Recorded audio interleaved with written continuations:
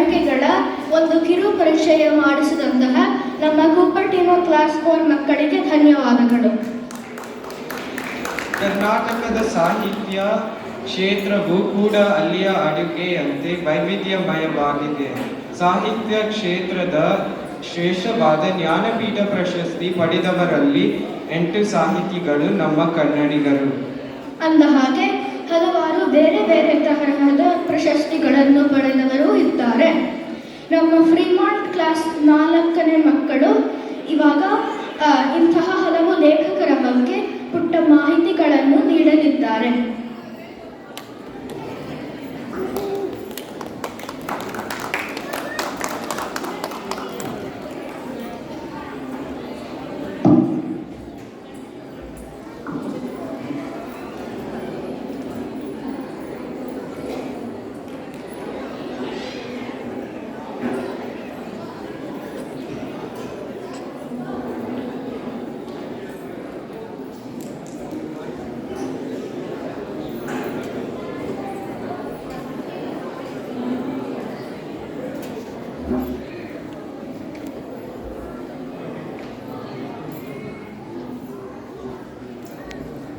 ನಾನು ಇವತ್ತು ಗಿರೀಶ್ ಕಾರ್ನಾಡ್ ಅವರ ಬಗ್ಗೆ ಮಾತನಾಡುತ್ತಿದ್ದೆ.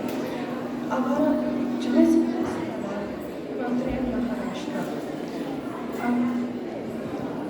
ಅವರ ಪ್ರಸಿದ್ಧ ಕೃತಿಗಳು ಯಾರಿ ಮತ್ತು ಭಯಭದ್ರ. ಅವರ ದೂರದ ಪ್ರಶಸ್ತಿಗಳು ಜ್ಞಾನಪೀಠ ಪ್ರಶಸ್ತಿ, ಪದ್ಮಶ್ರೀ ಪ್ರಶಸ್ತಿ, ಪದ್ಮಭೂಷಣ ಪ್ರಶಸ್ತಿ. ಧನ್ಯವಾದಗಳು.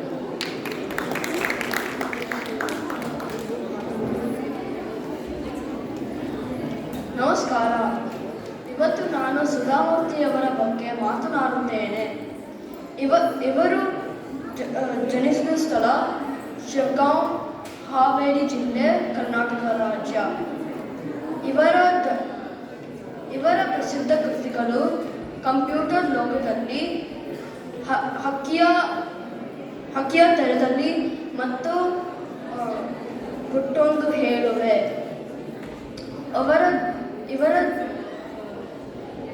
ಇವರಿಗೆ ದೊರೆತ ಪ್ರಶಸ್ತಿಗಳು ಪದ್ಮಶ್ರೀ ಪ್ರಶಸ್ತಿ, ಪದ್ಮಭೂಷಣ ಪ್ರಶಸ್ತಿ ಮತ್ತು ಹಲವಾರು ಪ್ರಶಸ್ತಿಗಳು ದೊರೆತಿವೆ. ಧನ್ಯವಾದಗಳು. ನಮಸ್ತೆ. ಇವತ್ತು ನಾನು ಅನುಸೂಯ ಶಂಕರ್ ಅವರ ಬಗ್ಗೆ ಮಾತನಾಡುತ್ತೇನೆ. ಇವರ ಕಾವ್ಯನಾಮ ತ್ರಿವೇಣಿ. ಇವರು ಜನಿಸಿದ್ದ ಸ್ಥಳ ಚಾಮರಾಜಪುರಂ, ಮೈಸೂರು.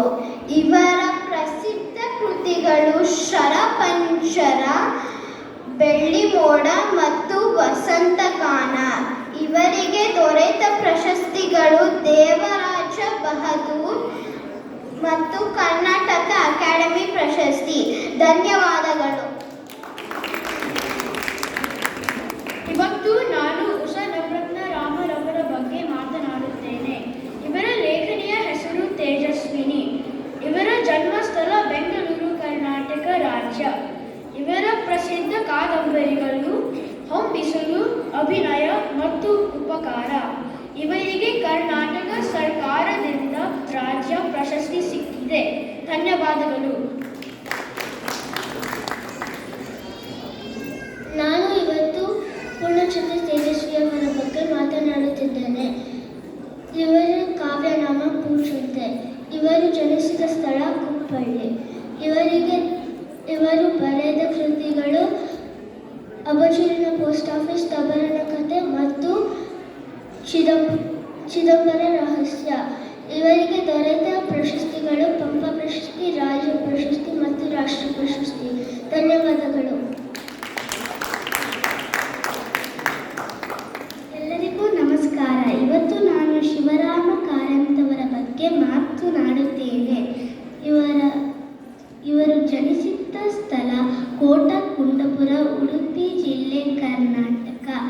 ಇವರ ಪ್ರಸಿದ್ಧ ಕೃತಿಗಳು ಚೋಮನ ದುಡಿ, ಮೂಕೊಚ್ಚಿಯ ಕನಸುಗಳು, ಬೆಟ್ಟದ ಜೀವ ಮತ್ತು ಹಲವಾರು. ಪ್ರಶಸ್ತಿಗಳು ಪಂಪ ಪ್ರಶಸ್ತಿ, ಜ್ಞಾನ ಪ್ರಶಸ್ತಿ, ಪದ್ಮಭೂಷಣ ಪ್ರಶಸ್ತಿ. ಧನ್ಯವಾದಗಳು.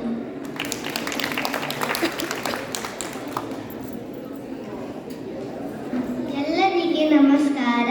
ಇವತ್ತು ನಾನು ದಾರದೇಂದ್ರೆಯವರ ಬಗ್ಗೆ ಮಾತನಾಡುತ್ತೇನೆ. ಇವರ ಕಾವ್ಯನಾಮ ಅಂಬಿಕಾತನಯ ದತ್ತ. ಇವರು ಜನಿಸಿದ ಸ್ಥಳ ಧಾರವಾಡ ಜಿಲ್ಲೆ, ಕರ್ನಾಟಕ. ಇವರ ಪ್ರಸಿದ್ಧ ಕೃತಿಗಳು ನಾಲ್ಕು ತಂತಿ, ಚಿತ್ರಾಂಗದ, ಗೀತಾಂಜಲಿ, ಗ್ರಹಣ ಮತ್ತು ಹಲವಾರು. ಇವರಿಗೆ ದೊರೆತ ಪ್ರಶಸ್ತಿಗಳು ಪದ್ಮಶ್ರೀ, ಜ್ಞಾನಪೀಠ ಪ್ರಶಸ್ತಿ ಮತ್ತು ಹಲವಾರು. ಧನ್ಯವಾದಗಳು.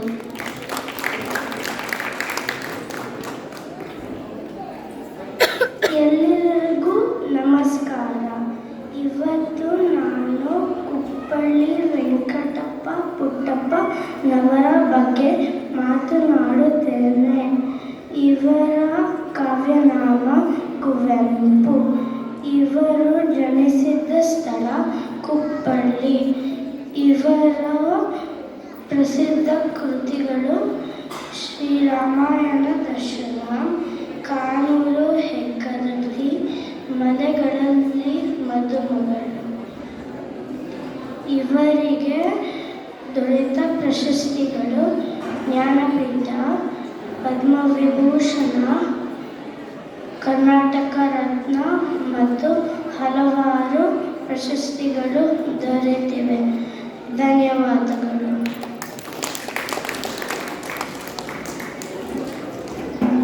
ನಮಸ್ಕಾರ.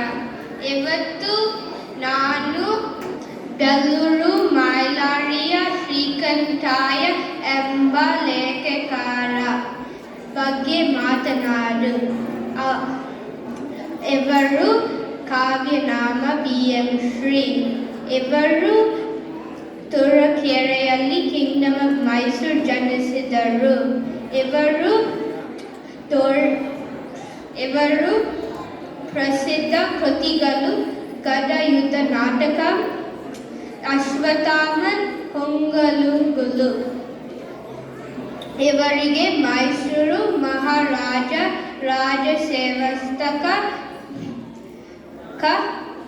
ಪ್ರಶಸ್ತಿ ನೀಡಿದರು.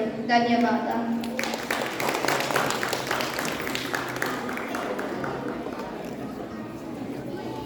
ನಮಸ್ಕಾರ.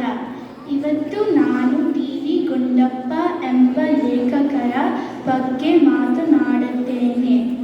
ಇವರ ಕಾವ್ಯನಾಮ DVG. ಇವರು ಜನಿಸಿದ ಸ್ಥಳ ಮುಳಬಾಗಲು. ಇವರ ಪ್ರಸಿದ್ಧ ಕೃತಿಗಳು ಮಂಕುತಿಮ್ಮನ ಕಗ್ಗ ಮತ್ತು ಮರುಳ ಮುನಿಯನ ಕಗ್ಗ.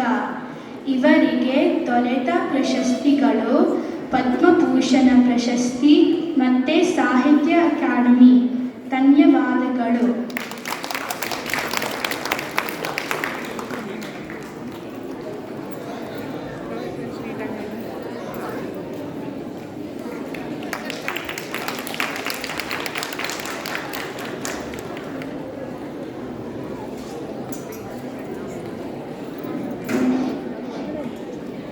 ಫ್ರೀಮಾಂಟ್ ಕ್ಲಾಸ್ 4ನೇ ತರಗತಿಯ ಮಕ್ಕಳಿಗೆ ಧನ್ಯವಾದಗಳು. ಇದನ್ನು ನಡೆಸಿಕೊಟ್ಟವರು ಹಿತೈಷಿ, ಇಶಾನ್, ಪ್ರಜ್ಞಾನ, ಪ್ರಣವ್, ರಿತ್ವಿಕ್, ರೋಹಿತ್, ಸಾತ್ವಿ, ಸಾನ್ವಿ, ಸುಚಿತಾ ಮತ್ತು ಸ್ವದಾ. ಸ್ಟೂಡೆಂಟ್ ವಾಲಂಟಿಯರ್ ಅಮೋಕ್ ಮಯ್ಯ ಮತ್ತು ಟೀಚರ್ಸು ವೀಣಾ, ಸುಮಾ, ಪ್ರಿಯಾಂಕಾ. ಇದು ಆದಮೇಲೆ ಇವಾಗ ಮಿಲ್ಪಿಟಸ್ 4ನೇ ತರಗತಿ ಮಕ್ಕಳು ಕಾರ್ಯಕ್ರಮ ಇದೆ. ಅದಾದಮೇಲೆ ಟೀಚರ್ಸ್ ಅಪ್ರಿಸಿಯೇಷನ್ ಇದೆ. ಎಲ್ಲ ಟೀಚರ್ಸು ಬ್ಯಾಕ್ ಸ್ಟೇಜ್ ಬರಬೇಕು ಅಂತ ವಿನಂತಿ.